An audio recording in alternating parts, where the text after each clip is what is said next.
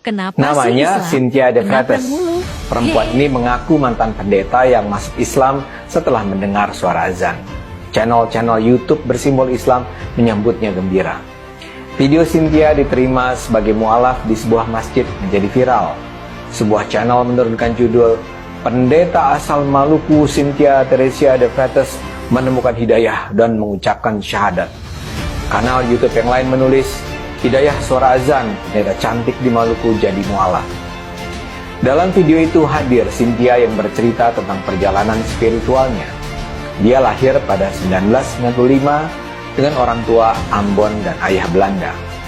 Saat dia lahir, ayahnya seorang polisi warga Belanda pulang ke negara asalnya. Cynthia mengikuti pendidikan Alkitab di Universitas di Bali. Setelah lulus, dia memimpin sebuah gereja di Maluku Tenggara. Kemudian dipindahkan ke Bali karena ia banyak tak sependapat dengan gereja. Pada 2020, menurutnya ia kembali ke Ambon.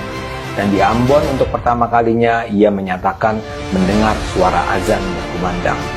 "Hati saya hancur," kata Cynthia terisak. Ia merasa mendapat hidayah dari Allah, dan itu berlangsung beberapa kali.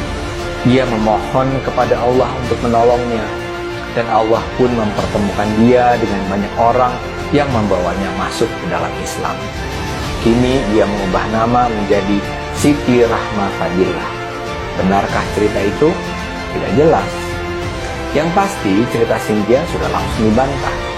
Beredar pengakuan dari beberapa orang yang menyatakan diri sebagai tetangga dan kenal baik Cynthia. Ada Jun Karnenoya, Lisa Salakai, Tosi Patti Pelohi. Kalau berdasarkan cerita ketiga perempuan yang beredar di medsos ini, Cynthia bukanlah orang seperti yang diakuinya. Ayahnya bukan orang Belanda, dia bukan pendeta. Yang pendeta adalah mantan suaminya. Dia sendiri tidak mungkin mendapat pendidikan Alkitab di Universitas di Bali karena tidak ada Universitas di Bali yang memberikan pendidikan Alkitab. Dari pernikahannya, Cynthia sudah melahirkan 2 putra. Cynthia dan suaminya sudah berpisah, walau belum cerai. Dan perpisahan mereka terjadi karena antara lain kasus perselingkuhan dan penipuan arisan barang online. Terus terang, saya sendiri sih nggak tahu pasti cerita versi mana yang lebih benar. Namun kalau kita perhatikan selama ini memang sudah banyak mu'alaf yang menyebarkan cerita bohong. Sebelum ini misalnya ada mu'alaf bernama Fauzan Al-Azmi. Dia mengaku lulusan S2 Teologi Injil Vatican School di Vatikan. Dia mengaku ayahnya adalah seorang kardinal bernama Yohanes Ignatius dan ibunya adalah penyebar Injil.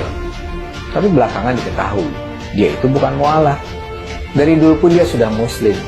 Nama aslinya Joko Subandi, asal Kudus. Dia bilang ibunya bernama Maria Laura, padahal ibunya bernama Surahma.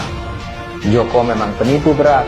Dengan predikat mu'alafnya, dia menikahi belasan perempuan dari Ciamis, Batam, Riau, dan Jambi. Banyak korban yang sampai tertipu ratusan juta rupiah. Begitu pula ada Chris Bangun Samudra. Dia mengaku alumni S3 di Vatikan. Kebohongannya dengan segera teridentifikasi karena di Vatikan tidak ada universitas yang mengeluarkan gelar S3. Belakangan terbongkar, dia cuma pernah bersekolah di SMA Katolik Seminari di Kota Blitar, Jawa Timur. Bahkan tidak sampai tamat. Ada pula Stephen Indra Wibowo. Dia terkenal sekali sebagai Ketua Mu'alaf Center Indonesia, yakni semacam lembaga pusat pelayanan bagi para mu'alaf. Dia ketahuan bohong mengaku sebagai mantan romo di Katedral Jakarta. Ketahuannya pun sederhana banget. Dia bilang menjadi pastor pada tahun 2000, sementara dia mengaku lahir pada 1981. Masalahnya nggak mungkin seseorang menjadi imam pada usia 19 tahun. Menjadi pastor di Katolik itu tidak seperti proses menjadi ustadz atau ulama di Islam. Untuk menjadi pastor Katolik, seseorang harus menjalani proses pendidikan bertahun-tahun dan berat. Jadi nggak mungkinlah Stephen sudah menjadi pastor pada usia semuda itu. Atau ada juga yang lebih senior, misalnya saja Yahya Waloni, yang sekarang tersandung perkara hukum karena dituduh menghina Kristen.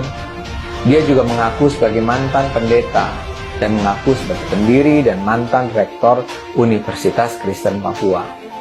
Belakangan ketahuan dia bohong karena adanya bantahan dari Universitas Kristen Papua sendiri. Jadi cerita